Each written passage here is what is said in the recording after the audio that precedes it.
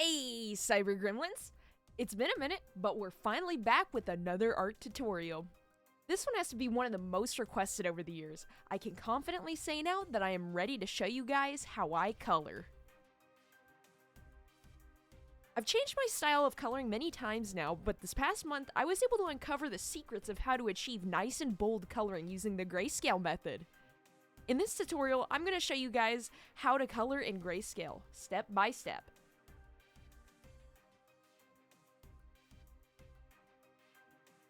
Let's take it from the top.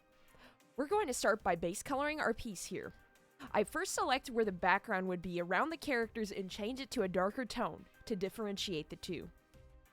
Now, we want to invert that selection. To do that, we're going to go to the top menu bar of CSP and click Select, Invert Selection.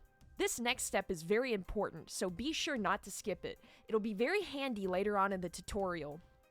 Each color and character is separated into layers. We want to make sure the colors don't overlap when separated. This is to ensure that we can make clean selections later on during the final steps.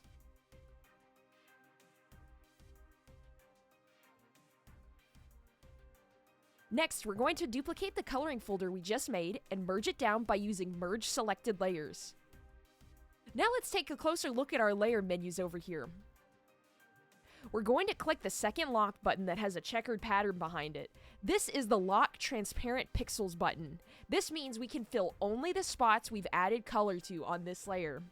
It won't go out of bounds. We're going to fill this area with gray. Let's go over to our color slider bar. We want this gray to be just light enough to differentiate our background from it, but not too bright. I usually go with about 50% on the luminosity scale. Saturation always needs to stay at 0.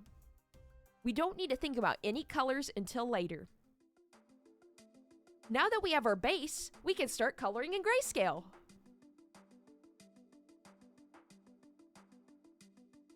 This is where we get into the hard part of actually shading. I'm going to go ahead and give you guys a little tip on how I figure out lighting. Instead of just guessing where the light sources are, I use the CSP 3D models. Alternatively, you can use Magic Poser or any other 3D posing program. I already have them set up, so I won't be going into detail on how I use them here. Maybe we'll do a 3D tutorial in the future?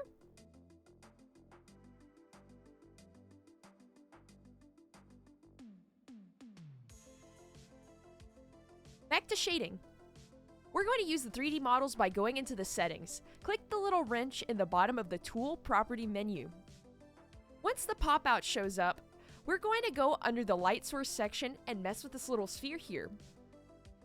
What this does is when you drag around the shadow, it moves where the light is coming from. You can also change the colors of the shadows and lights to your liking, but here we're just going to stick with the default settings and find our light source. For this, I'm going with the lightest point being in the top right corner.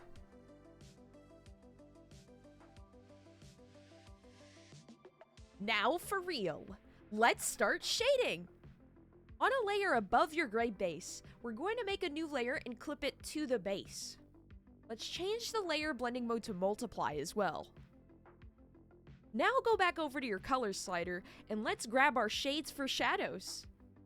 We're going to move the luminosity slider down to somewhere in between 20 and 30%.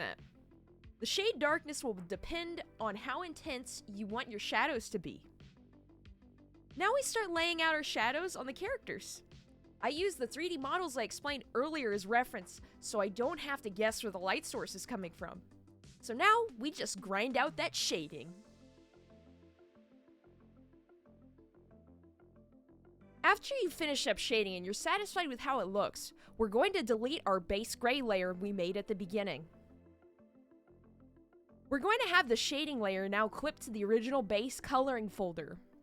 So now it looks like we've got a super muddy looking shading. Bear with me here. Now comes the fun part.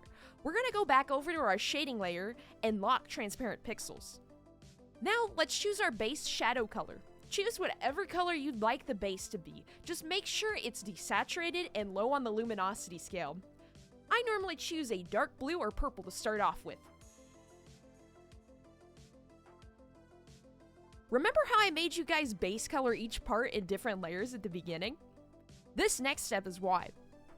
Now we're going to individually change each shade and edit them to our liking. I'll demonstrate with the skin here. So we're going to find our skin layer and control-click the little preview image. This selects everything on that layer. Now you want to move back up to your shading layer and click it so it's selected. Use the keybind Ctrl-U to open the Hue, Saturation, Luminosity menu. Now we can change the colors to our liking. I normally hue shift to a more pinkish red on the skin and turn the luminosity up quite a bit, but it'll depend on the skin tone and what you're going for. Now you want to do that for the rest of the image and layers to change the shadows to fit whatever lighting you're going for. The hard part is over.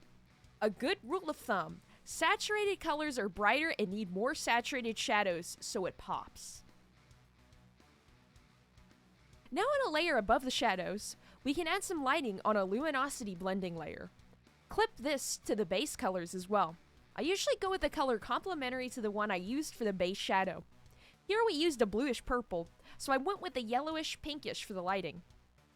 For the last step of coloring, I add a little rim lighting to each part of the characters. I went with a light, desaturated blue and pink for this one. Just a very subtle tactic that adds a bit more depth to the piece. And that's it! That's how I do my grayscale coloring.